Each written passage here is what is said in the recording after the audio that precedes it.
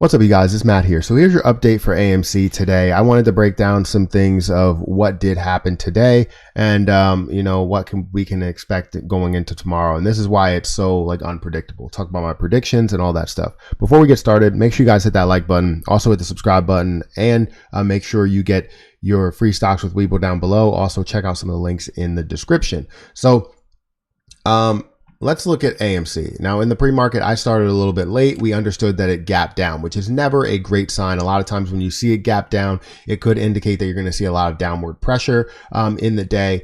But also seeing a little bit of a recovery is a great sign as well towards the upside. So seeing that recovery all the way up to $40.94, getting up, I think it was 1.5% at a high, and then actually decreasing a little bit, getting to that high again of $40.94. Hopefully I said that right the first time. For some reason, I'm picturing it as not saying it right.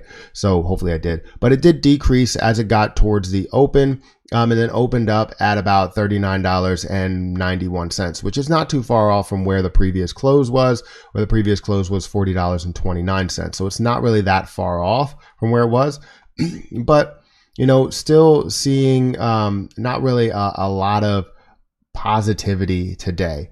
And my predictions going into today was that we were going to see about $1 movement downward. We were going to see that break of $40 down to 39 and then see a little bit more positive movement. But we did not see that across the board. The stock market was really down. It wasn't where we believed it was going to go, or at least where I believed it was going to go. I did see some signs for reversal, but I stuck to where my gut was and said that it was going to bounce off of 39 and ended up getting up to about 42 where it was resist from, and it did not get up to that point. So I was wrong in this prediction. We did see this drop down to about 37 where it did recover a little bit up to about 39-ish.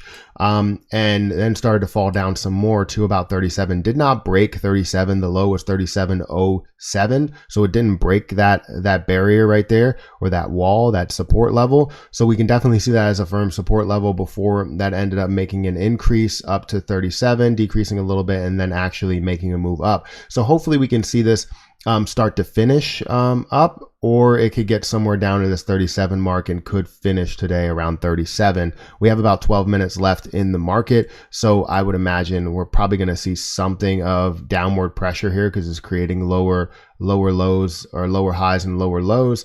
So I'm thinking we're going to see downward pressure to where it's finished at about 37, just high 37s, right? So that's where my head is. With the movement. The movement today was kind of tricky because, like I said, it wasn't something that I really predicted at all. I looked at it as, let me pull this over here so you guys can see more of the chart. I looked at it as, I guess, a little bit of a healthy pullback after a decent increase, but it should have never been to this extent. We understand that they are shorting, and we didn't see a lot of volume go through. So we must not have a lot of buying power that's going into it. A lot of people that are holding, that are consistently holding, continuously holding.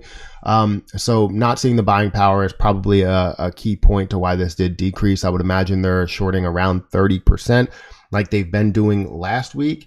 And anytime we have any type of good week, it seems like they follow it up with a heavy shorting day. So I took that fully into account, and I stuck with my gut, thinking that we were going to see a little bit of an increase, but we didn't end up seeing that, and we ended up seeing a pretty decent decrease day. So it was like my what I thought was going to happen second.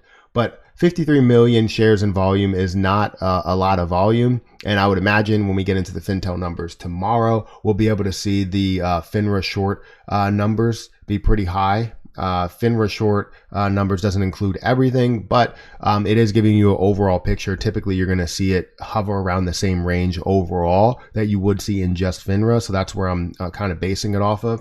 But I would imagine it was around 37% short like it was the day before, even though we did see a positive a day.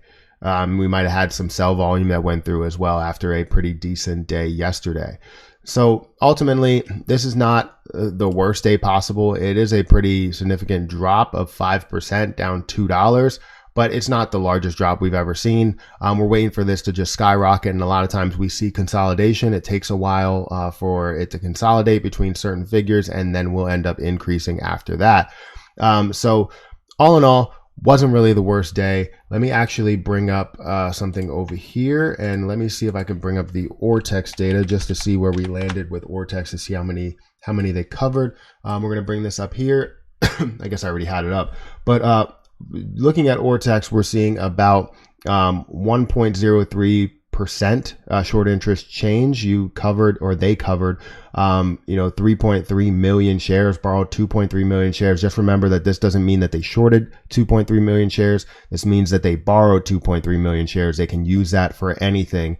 The borrowed share change is about negative 1 million. We're looking at an estimated short interest of 75.58 million, which is 14.77%. So that did end up decreasing a little bit. But just know that this is not all of the data, and I would imagine there's a lot that's hidden from us. But when we look into things like FinTel numbers, we understand that the FINRA short interest or FINRA short volume ratio is showing about 37%, 39, 53, 54. So just FINRA alone, it looks like they are shorting a high amount, a pretty high amount. And then you also include, CBOE volume, which I don't have an update for. Let's see if I can actually get an update here if I refresh it. Maybe I can, or maybe it just won't load.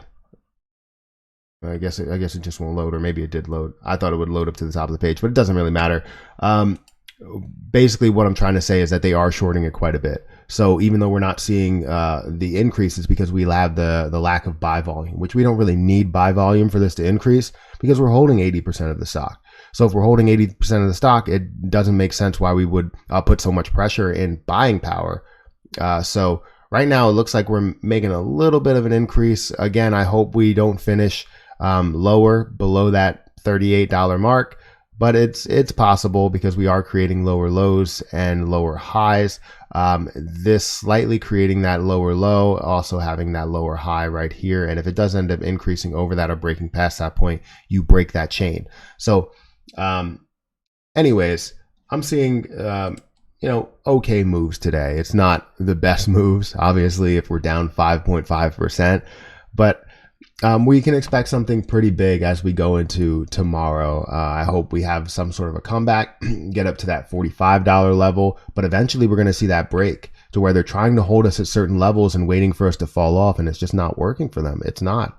So guys, make sure you hit that like button, make sure you hit the subscribe button, make sure you hit the notification bell for more videos like this one, and make sure you select all. Because if you do, then you'll get notified for all of my videos, all my content, if YouTube somehow sends out the notifications.